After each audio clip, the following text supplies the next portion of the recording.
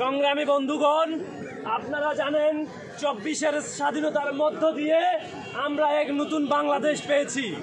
কিন্তু ২৪-এর স্বাধীনতার পরবর্তী সময়ে আমরা দেখেছি আমাদের ছাত্র জনতার গণ অভ্যুত্থানে যারা আন্দোলন সংগ্রামের মধ্য দিয়ে নিজেদের জীবন বিলিয়ে দিয়েছেন, যাদের জীবন এবং যাদের রক্ত, যাদের পঙ্গুত্বের বিনিময়ে আমরা ২৪-এর স্বাধীনতা পেয়েছি, এই স্বাধীনতাকে ভুলণ্ঠিত করার জন্য এক দল গোষ্ঠী নানা রকম অপতৎপরতা চালিয়ে যাচ্ছে।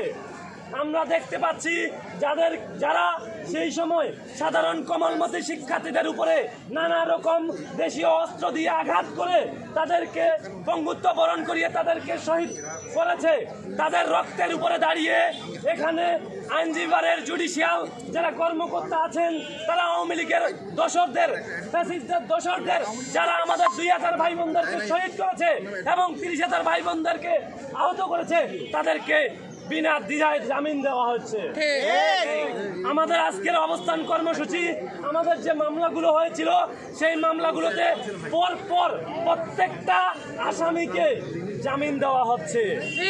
সেই জামিন যাতে দেওয়া না হয়, সেই জামিনের বিরুদ্ধে, সেই আইনজীবীদের বিরুদ্ধে যারা আইনজীবীরা লড়ছে, পাশাপাশি জুডিশিয়াল যারা ম্যাজিস্ট্রেট যারা এই যে আওয়ামী লীগের দোসরদের জামিন দিচ্ছে, তাদের বিরুদ্ধে আমাদের অবস্থান কর্মসূচি আজকে।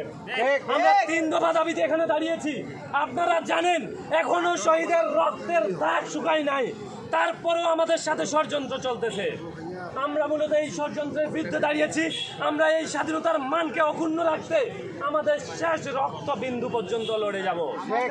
আপনারা জানেন আমাদের ভাই মাহফুজ আলম বলেছে আমরা শহীদ হয়ে গেছি ২৪-এ।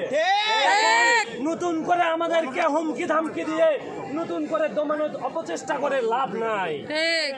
আমরা স্পষ্ট করে বলতে চাই, আমরা যে ৩ দফা দাবি নিয়ে আজকে দাঁড়িয়েছি, এই ৩ দফা যদি বাস্তবায়ন না হয়, অতি শীঘ্রই আমরা এই কোর্ট চত্বর ঘেরাও করে যাবতীয় কার্যক্রম স্থগিত করার জন্য যত প্রকার কঠোর কর্মসূচি আছে আমরা দিতে বাধ্য থাকব।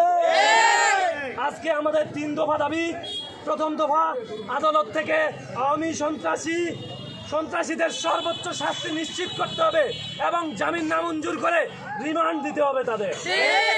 পাশাপাশি ২ নম্বর দাবি, যারা আওয়ামী লীগের পক্ষে এখানে লড়ছে, যারা খুনিদের পক্ষে, যারা এতদিন গুম, খুন, ধর্ষণ সব অপকর্ম চালিয়েছে, তাদের পক্ষে যেসব আইনজীবী দাঁড়াচ্ছে তাদেরকে প্রকাশ্যে ক্ষমা চাইতে হবে।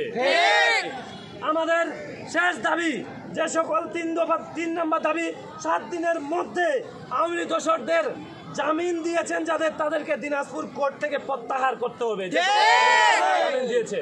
সুতরাং আমরা এই ৩ দফা দাবিতে আজকে দাঁড়িয়েছি। এটা ৭ দিনের ভিতরে বাস্তবায়ন চাই। যদি বাস্তবায়ন না হয় আমাদের কঠোর কর্মসূচি আপনারা দেখতে পাবেন ইনশাআল্লাহ। সকলকে ধন্যবাদ। আসসালামু আলাইকুম। ধন্যবাদ।